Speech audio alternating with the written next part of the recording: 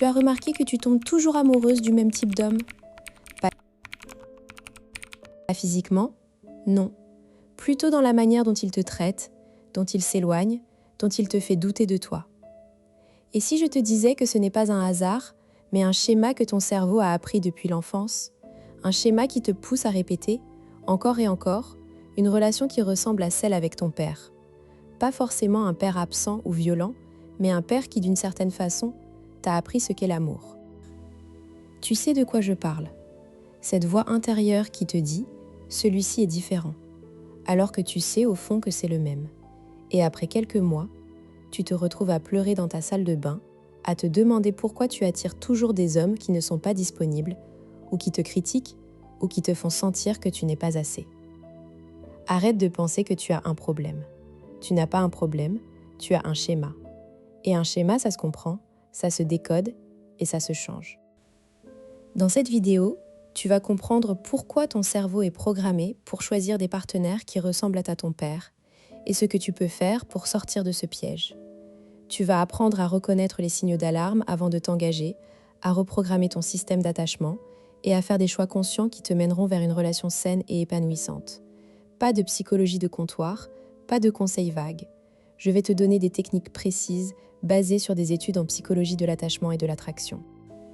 Le grand mensonge qu'on te raconte, c'est que l'amour est un mystère ou que tu n'as pas de chance. On te dit de laisser faire le destin ou d'écouter ton cœur. Mais ton cœur, il est souvent programmé par ton passé. Le vrai problème, c'est que tu confonds ce qui est familier avec ce qui est bon pour toi. L'excitation, l'incertitude, le sentiment de devoir conquérir l'autre, c'est ça que tu cherches, parce que c'est ça que tu as connu. Et quand un homme stable, présent, disponible se présente, tu t'ennuies, tu te dis « il est gentil, mais il manque quelque chose ». Ce quelque chose, c'est ton schéma. On t'a appris que l'amour, ça se mérite, que ça se gagne. Mais dans une relation saine, on n'a pas à mériter d'être aimé. Pourtant, quand tu as grandi avec un père qui te donnait de l'attention de façon imprévisible, ou qui te critiquait, ou qui était distant, ton cerveau a appris que l'amour est comme ça. Et aujourd'hui, tu reproduis ce schéma parce que c'est ce que tu connais et que ton cerveau préfère le familier, même douloureux, à l'inconnu potentiellement heureux. Mais comment ça se passe exactement ? C'est un mécanisme qu'on appelle en psychologie l'effet de parent, étudié notamment par Geher et ses collègues. En résumé, notre cerveau, pendant l'enfance, crée un modèle de ce qu'est une relation amoureuse basée sur la relation avec nos parents, surtout celui du même sexe. Pour une femme, le modèle du partenaire est largement influencé par la relation avec son père. Ce modèle devient une sorte de template inconscient qui va guider nos choix amoureux. On ne cherche pas à reproduire exactement notre père, mais on cherche une dynamique relationnelle familière. Si ton père était imprévisible, tu vas être attiré par des hommes imprévisibles. S'il était critique, tu vas attirer des hommes qui te critiquent. Ce n'est pas de la fatalité, c'est de la neurobiologie. Le brain mapping montre que les zones du cerveau activées quand on tombe amoureux sont les mêmes que celles activées dans le lien parent-enfant. Donc ton cerveau, en quelque sorte, confond amour adulte et amour filial. Et c'est pour ça que tu te retrouves à dire « c'est comme si je le connaissais depuis toujours ». C'est vrai parce que ton cerveau reconnaît le schéma. Prenons un exemple concret.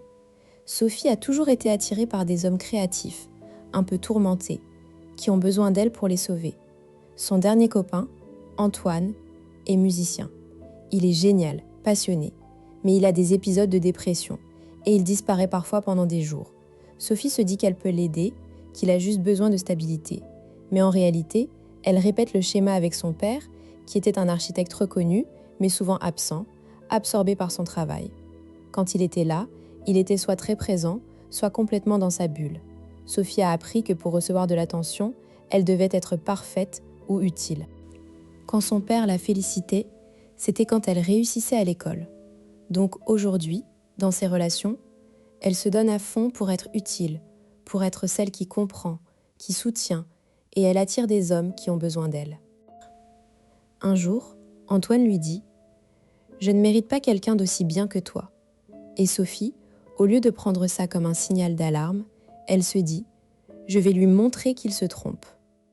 Elle redouble d'efforts, elle cuisine ses plats préférés, elle lui laisse des petits mots. Mais Antoine s'éloigne de plus en plus. Et Sophie se sent de plus en plus anxieuse. Elle se demande ce qu'elle peut faire de plus. C'est exactement la dynamique qu'elle vivait avec son père. Elle court après l'attention, elle se donne à fond, et l'autre s'éloigne. Le schéma est parfait. Comment reconnaître ce schéma dans ta propre vie ? Pose-toi ces questions. Est-ce que tu te sens souvent responsable du bonheur de ton partenaire ? Est-ce que tu as l'impression de devoir être assez pour être aimé ? Est-ce que tu es attiré par des hommes qui ont des problèmes que tu pourrais résoudre ? Si tu réponds oui à au moins 2 de ces questions, tu es probablement dans un schéma d'attachement anxieux ou codépendant qui trouve ses racines dans ta relation avec ton père. Le premier pas, c'est de prendre conscience de ce que tu cherches vraiment. Pas ce que tu penses chercher, mais ce que tu cherches réellement. Fais une liste de tes 3 dernières relations sérieuses. Note les traits communs de ces hommes. Est-ce qu'ils étaient disponibles émotionnellement ? Est-ce qu'ils étaient stables ? Ou est-ce qu'il y avait toujours un obstacle ? Le schéma est souvent là, sous tes yeux, mais tu ne veux pas le voir parce que ça fait mal. Pourquoi c'est important de comprendre ça ? Parce que tant que tu ne vois pas le schéma, tu vas continuer à choisir les mêmes hommes et tu vas te demander pourquoi ça ne marche pas. Tu vas penser que c'est de ta faute, que tu n'es pas assez bien, que tu n'attires que des cons, mais en réalité, c'est juste ton cerveau qui suit une route tracée. Et la bonne nouvelle, c'est qu'on peut tracer une nouvelle route. Quand tu changes ce schéma, tout change. Tu arrêtes de perdre ton temps avec des relations qui t'épuisent. Tu arrêtes de te sentir incomprise. Et surtout, tu libères de l'espace pour une vraie relation où tu n'as pas à te battre pour être aimé, mais où tu es aimé pour ce que tu es, sans condition. Ça semble impossible aujourd'hui. C'est normal parce que ton cerveau n'a jamais connu ça. Mais c'est possible. Je vais te donner 3 techniques concrètes pour sortir de ce piège. Technique numéro 1. La règle des 3 dates avant de décider. C'est très simple. Avant de t'engager émotionnellement avec un homme, tu dois sortir avec lui au moins 3 fois. Mais pas n'importe comment. À chaque date, tu dois observer un signal spécifique. À la première date, observe s'il est ponctuel, s'il t'écoute, s'il pose des questions sur toi.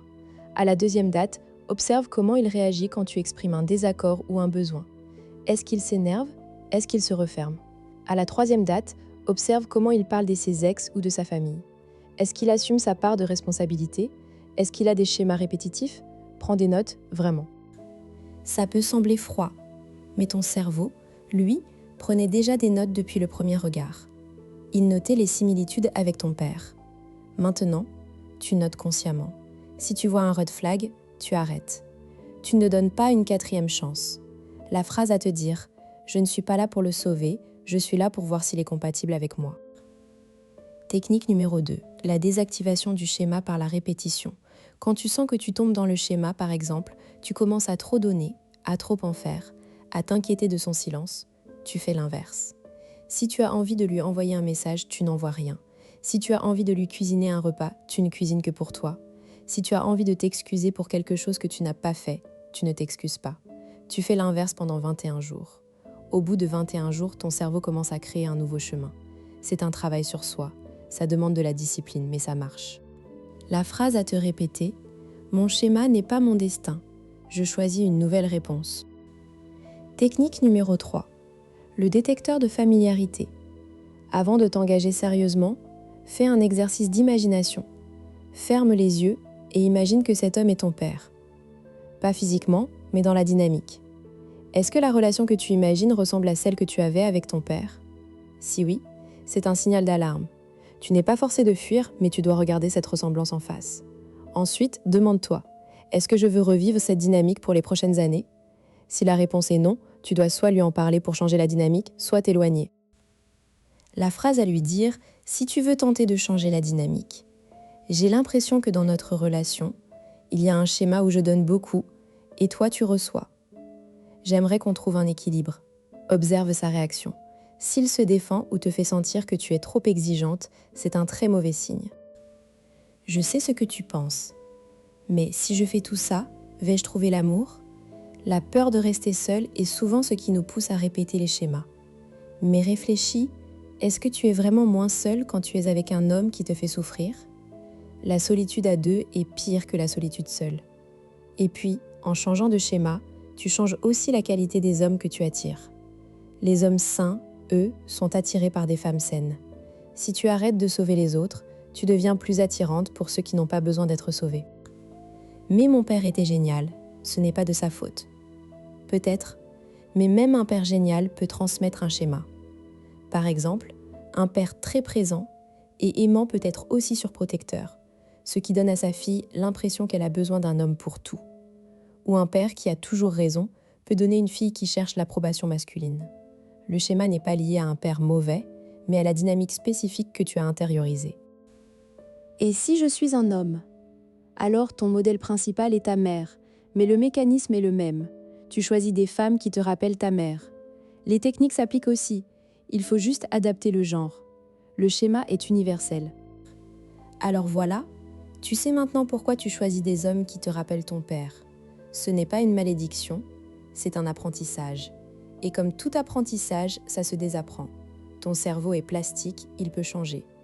Les réseaux de neurones que tu as construits pendant 20, 30, 40 ans peuvent être modifiés. Mais ça demande du travail. Commence aujourd'hui. Observe tes réactions. Utilise les techniques. Et surtout, sois douce avec toi-même. Tu as fait de ton mieux avec ce que tu savais. Maintenant, tu sais plus, donc tu peux faire mieux. Si cette vidéo t'a aidé, abonne-toi, mets un pouce et partage-la avec une amie qui en a besoin. La prochaine fois, on parlera de comment reconnaître les 4 styles d'attachement en 5 minutes. D'ici là, prends soin de toi et souviens-toi, l'amour ne devrait pas être une bataille.